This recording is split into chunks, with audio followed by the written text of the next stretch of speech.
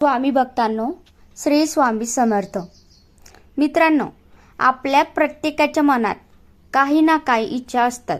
कुणाला धन हवे असते, कुणाला यश, कुणाला नोकरी, तर कुणाला उत्तम आरोग्य.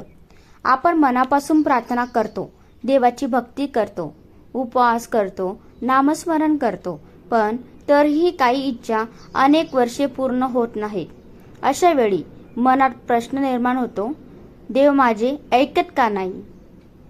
माझी भक्ती कमी पडते का? किंवा मी इतकी प्रार्थना करूनही माझी इच्छा पूर्ण का होत नाही? आज आपण याच विषयावर धार्मिक दृष्टिकोनातून सविस्तर जाणून घेणार आहोत. प्रत्येक इच्छेला योग्य वेळ असते. मित्रांनो, धर्मशास्त्र आणि सत्यांची शिकवण सांगते की प्रत्येक गोष्ट तिच्या योग्य वेळेनुसार घडते. आपण आज जे मागतो ते उद्या लगेच मिळेल असे नाही. कधी कधी देव आपल्याला थोडा काळ थांबवतात, कारण कदाचित त्या गोष्टीसाठी आपण अजून तयार नसतो. जसे एखाद्या झाडाला फळ यायला वेळ लागतो, तसेच काही इच्छांना पूर्ण होण्यासाठी योग्य वेळ येणे आवश्यक असते.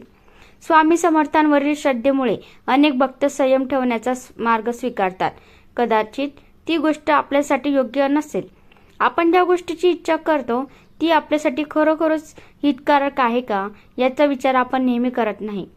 धार्मिक दृष्टिकोनातून ईश्वराला आपल्या भविष्याची अधिक जाण असते असे मानले जाते. त्यामुळे काही वेळा आपण मागितलेली गोष्ट न मिळणे हेही आपल्या हिताचे असू शकते. आज न मिळालेली गोष्ट भविष्यात एकदा मोठ्या अडचणींपासून आपले रक्षण करत असेल, हेही शक्य आहे. कर्माचा प्रभाव.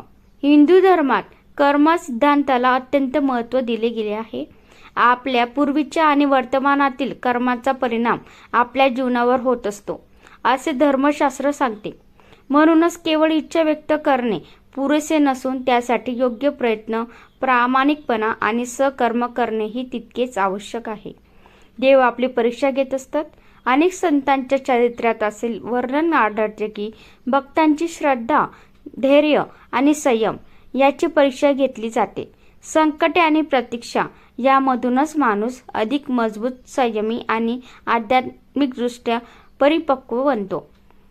काही वेळा आपण एखाद्या गोष्टीवर इतके अवलंबून होतो की ती गोष्ट न मिळाल्यास आपण पूर्णपणे निराश होतो. संत शिकवतात की प्रयत्न करत राहावे, पण परिणाम ईश्वरावर सोपावा, कारण अत्याधिक अपेक्षा दुःखाचे कारण बनू शकतात. प्रार्थना कधीच व्यर्थ जात नाही. धार्मिक श्रद्धेनुसार मनापासून केलेली प्रार्थना कधीच व्यर्थ जात नाही. कधी तिचे फळ आपल्या अपेक्षेप्रमाणे मिळते, तर कधी वेगळ्या स्वरूपात मिळते. कधी कधी आपण जे मागतो त्यापेक्षा अधिक चांगली गोष्टही आयुष्यात येऊ शकते. मित्रांनो, काही इच्छा पूर्ण होत नाहीत म्हणून निराश होऊ नका. श्रद्धा, संयम, सकर्म आणि प्रामाणिक प्रयत्न करत राहा.